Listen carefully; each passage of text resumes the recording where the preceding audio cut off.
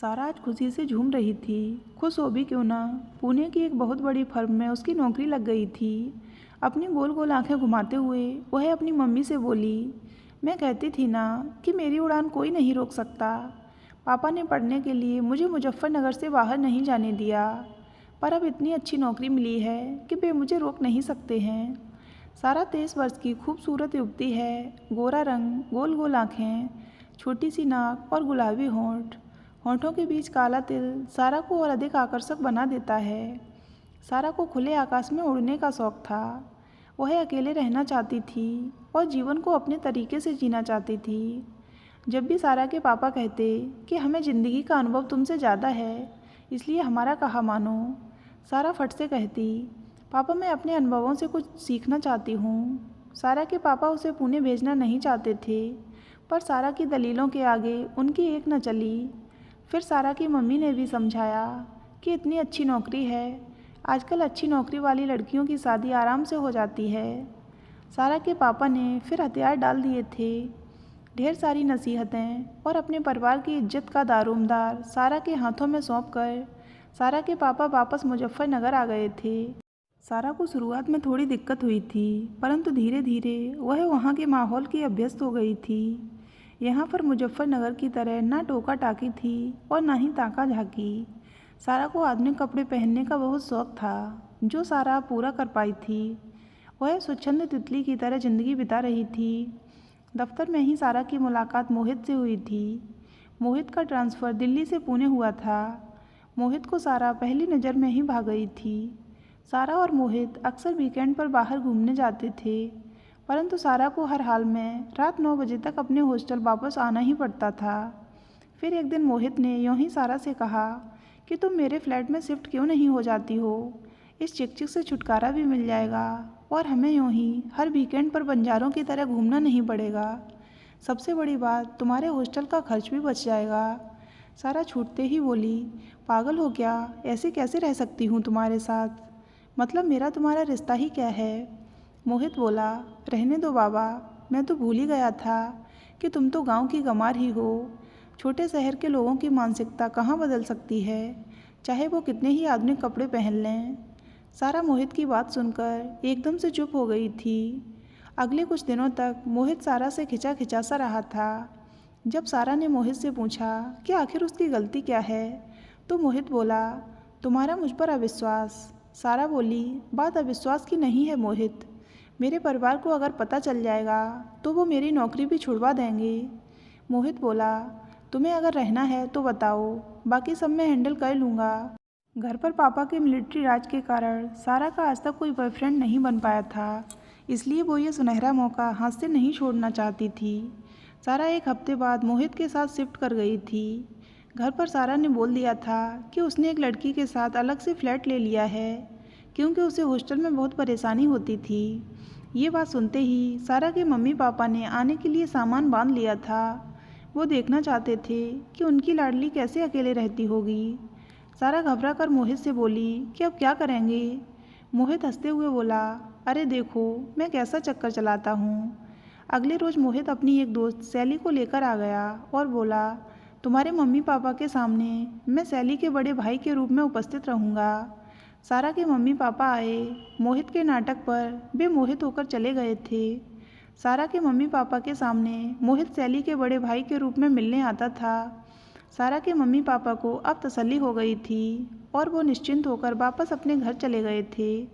सारा और मोहित एक साथ रहने लगे थे। सारा को मोहित का साथ भाता था, परंतु अंदर ही अंदर उसे अपने मम्मी पापा से झूठ बोलना भी कचोटता रहता था। एक दिन सारा ने मोहित से कहा कि मोहित तुम मुझे पसंद करते हो क्या। इस पर वह बोला, अपनी जान से भी ज़्यादा। सारा बोली, मोहित तुम और मैं क्या इस रिश्ते को नाम नहीं दे सकते हैं, हम क्या अपना एक छोटा सा घोंसला नहीं बना सकते हैं। मोहित चिढ़ते हुए बोला, यार मुझे माफ़ करो, मैंने पहले ही कहा था कि हम एक दोस्त की तरह ही रहेंगे। मैं तुम पर कोई बंधन नहीं लगाना चाहता हूँ और ना ही तुम मुझ पर लगाया करो। ये घोंसला अवश्य है, परंतु बंधनों का नहीं, आज़ादी का। और तुम ये बात क्यों भूल जाती हो कि मेरे घर पर रहने के कारण तुम्हारी कितनी बचत हो रही है और बाकी फ़ायदे भी हैं। ये बात कहते हुए मोहित ने अपनी बाईं आंख दबा दी।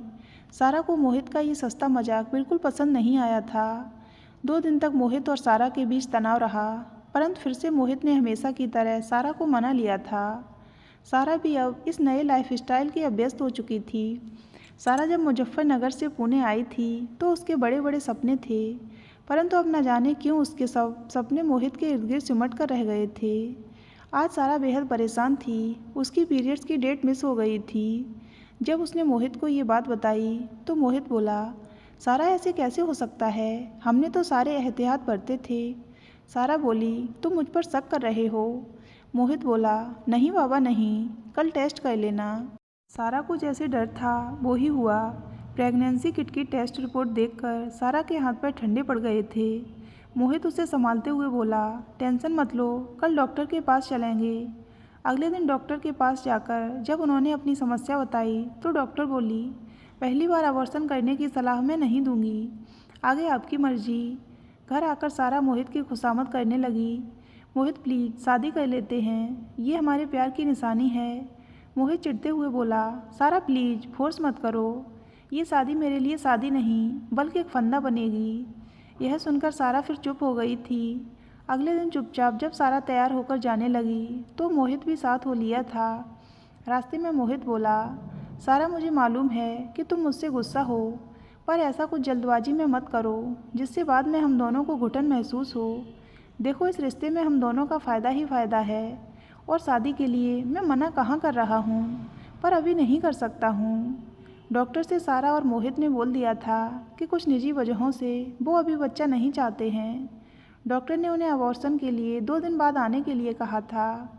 मोहित ने जब पूरा खर्च पूछा तो डॉक्टर ने कहा कि तकरीबन 25 से 30 हज़ार रुपये लग ही जाएंगे, क्योंकि हम किसी भी प्रकार का रिस्क नहीं लेते हैं। घर आकर मोहित ने पूरा हिसाब लगाया। सारा तुम्हें तो 3-4 दिन बेड रेस्ट भी करना होगा, जिस कारण तुम्हें लीव विदाउट पे लेनी पड़ेगी। तुम्हारा अधिक नुकसान होगा, इसलिए इस अबॉर्शन का 50% खर्चा मैं उठा लूँगा। सारा छत को टकटकी लगाकर देख रही थी। बार बार उसे ग्लानि हो रही थी कि वो एक जीव की हत्या करेगी।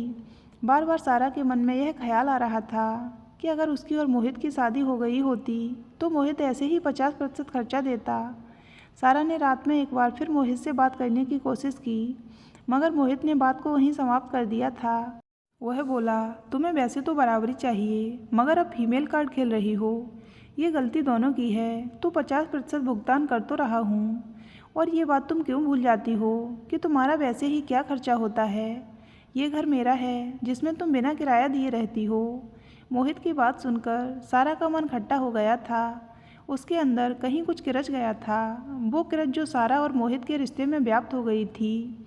जब से सारा अबॉर्शन करा कर लौटी थी वो मोहित के साथ हंसती बोलती ज़रूर थी, मगर सारा के अंदर बहुत कुछ बदल गया था। पहले जो सारा मोहित को लेकर बहुत केयरिंग और पजेसिव थी, अब उसने मोहित से एक डिस्टेंस बना ली थी। शुरू में तो मोहित को सारा का बदला व्यवहार अच्छा लग रहा था, परंतु बाद में मोहित को सारा का वो अपनापन बेहद याद आने लगा। पहले मोहित जब ऑफिस से घर आता था तो सारा उसके साथ ही चाय लेती थी, परंतु आजकल अधिकतर सारा गायब ही रहती थी। एक दिन संडे को मोहित ने कहा, सारा कल मैंने अपने कुछ दोस्त लंच पर बुलाए हैं। सारा लापरवाही से बोली, तो मैं क्या करूं, तुम्हारे दोस्त हैं, तुम उन्हें लंच पर बुलाओ या डिनर पर। मोहित बोला, अरे यार हम एक साथ एक घर में रहते हैं, ऐसा क्यों बोल रही हो। सारा मुस्कुराते हुए बोली, बेबी इस घोंसले की दीवारें आज़ाद हैं, जो जब चाहे उड़ सकता है। कोई तुम्हारी पत्नी थोड़े ही हूँ जो तुम्हारे दोस्तों को एंटरटेन करूँ। मोहित मायूस होते हुए बोला, एक दोस्त के नाते भी नहीं। सारा बोली, कल तुम्हारी इस दोस्त को अपने दोस्तों के साथ बाहर जाना है।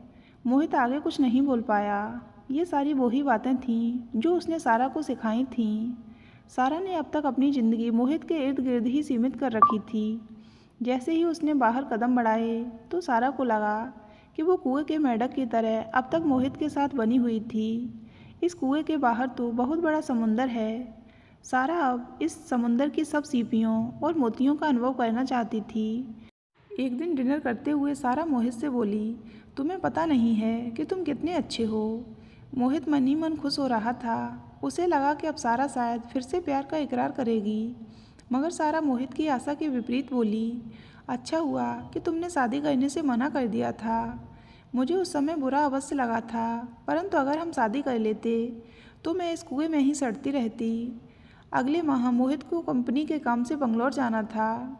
मोहित को न जाने क्यों अब सारा का ये स्वच्छंद व्यवहार अच्छा नहीं लगता था। मोहित ने मन ही मन तय कर लिया था कि अगले महीने सारा के जन्मदिन पर वो उसे प्रपोज कर देगा और फिर परिवार वालों की सहमति से अगले साल तक विवाह के बंधन में बंध जाएंगे। बंगलौर पहुंचने के बाद भी मोहित ही सारा को मैसेज करता रहता था, परंतु चैट पर बकबक करने वाली सारा अब बस हाँ हूँ के मैसेज तक सीमित हो गई थी। लेकिन मोहित को पूरा विश्वास था कि वो हमेशा की तरह सारा को मना लेगा। जब मोहित बंगलौर से वापस पुणे पहुंचा तो देखा सारा वहां नहीं थी। मोहित ने फ़ोन लगाया तो सारा की चहकती आवाज़ आई, अरे यार मैं गोवा में हूँ, बहुत मज़ा आ रहा है। इससे पहले मोहित कुछ बोलता सारा ने झट से फ़ोन काट दिया था। 3 दिन बाद जब सारा वापस आई तो मोहित बोला, बिना बताए ही चली गई, एक बार पूछा तक नहीं। सारा बोली, तुम मना कर देते क्या? मोहित झेंपते हुए बोला, मेरा मतलब ये नहीं था। मोहित को उसके एक नज़दीकी दोस्त ने बताया था कि सारा अर्पित नाम के लड़के के साथ गोवा गई थी। मोहित को ये सुनकर बुरा लगा था, मगर उसे समझ नहीं आ रहा था कि वो सारा से क्या बात करे। उसने खुद ही अपने और सारा के बीच ये खाई बनाई थी। मोहित सारा को दोबारा से अपने करीब लाने के लिए सारे पैंतरे अपना चुका था, परंतु अब सारा पानी पर तेल की तरह फिसल गई थी। अगले हफ्ते सारा का जन्मदिन था। मोहित ने मन ही मन सारा को सरप्राइज़ देने की सोच रखी थी। तभी उस रात अचानक से मोहित को तेज बुखार आ गया था। सारा ने मोहित की खूब अच्छे से देखभाल की थी। 5 दिन बाद जब मोहित पूरी तरह ठीक हो गया तो उसे विश्वास हो गया था कि सारा उसे छोड़कर कहीं नहीं जाएगी। मोहित ने सारा के लिए हीरे की अंगूठी खरीद ली थी। कल सारा का जन्मदिन था। मोहित शाम को जल्दी आ गया था। उसने ऑनलाइन केक बुक कर रखा था। न जाने क्यों आज उसे सारा का बेसब्री से इंतज़ार था। जैसे ही सारा घर आई तो मोहित ने उसके लिए चाय बनाई। सारा ने मुस्कुराते हुए चाय का कप पकड़ा और कहा कि क्या इरादा है जनाब का? मोहित बोला, कल तुम्हारा जन्मदिन है, मैं तुम्हें स्पेशल फील कराना चाहता हूँ। सारा ने कहा, वो तो तुम्हें मेरे घर आकर करना पड़ेगा। मोहित बोला, तुम क्या अपने घर जा रही हो जन्मदिन पर? सारा बोली, मैंने अपने ऑफिस के पास एक छोटा सा फ्लैट ले लिया है। मैं अपना जन्मदिन वहीं मनाना चाहती हूँ। अब मैं अपना खर्च खुद उठाना चाहती हूँ। ये निर्णय मुझे बहुत पहले ही ले लेना चाहिए था। मोहित बोला, मुझे मालूम है कि तुम मुझसे अब तक अबॉर्शन की बात से नाराज़ हो। यार मेरी गलती थी कि मैंने तुमसे तब शादी करने के लिए मना कर दिया था। सारा बोली, अरे नहीं, तुम सही थे। मजबूरी में अगर तुम मुझसे शादी कर भी लेते तो हम दोनों हमेशा दुखी रहते। मोहित बोला, सारा मैं तुमसे प्यार करता हूँ और शादी करना चाहता हूँ। सारा बोली, मोहित पर मैं तुमसे आकर्षित थी। अगर प्यार होता तो शायद आज मैं अलग रहने का फैसला नहीं लेती। सारा सामान पैक कर रही थी। मोहित के अहम को ठेस लग गई थी, इसलिए उसने अपना आखिरी दाव खेला। तुम्हारे नए बॉयफ्रेंड को पता है कि तुमने अबॉर्शन कराया है। अगर तुम्हारे घर वालों को ये बात पता चल जाएगी तो सोचो कि उन्हें कैसा लगेगा। मैं तुम पर विश्वास करता हूँ, इसलिए मैं तुमसे शादी करने को अभी भी तैयार हूँ। सारा बोली, पर मोहित, मैं तैयार नहीं हूँ। अच्छा हुआ कि इस बहाने ही सही मुझे तुम्हारे विचार पता चल गए। और रही बात मेरे परिवार की, तो वे कभी नहीं चाहेंगे कि मैं तुम जैसे लंपट इंसान से शादी करूं। मोहित, तुम्हारा ये घोंसला आज़ादी के तिनकों से नहीं वरन स्वार्थ के तिनकों से बुना हुआ है। अगर एक दोस्त के नाते कभी मेरे घर आना चाहो तो अवश्य आ सकते हो। कहते हुए सारा ने अपने नए घोंसले का पता टेबल पर रखा और एक स्वच्छंद चिड़िया की तरह खुले आकाश में विचरण करने के लिए उड़ गई। सारा ने अब निश्चय कर लिया था कि वो अपनी मेहनत और हिम्मत के तिनकों से अपना घोंसला स्वयं बनाएगी। तो दोस्तों, अगर आपको ये कहानी अच्छी लगी हो तो वीडियो को लाइक करें और हमारे चैनल को सब्सक्राइब अवश्य करें।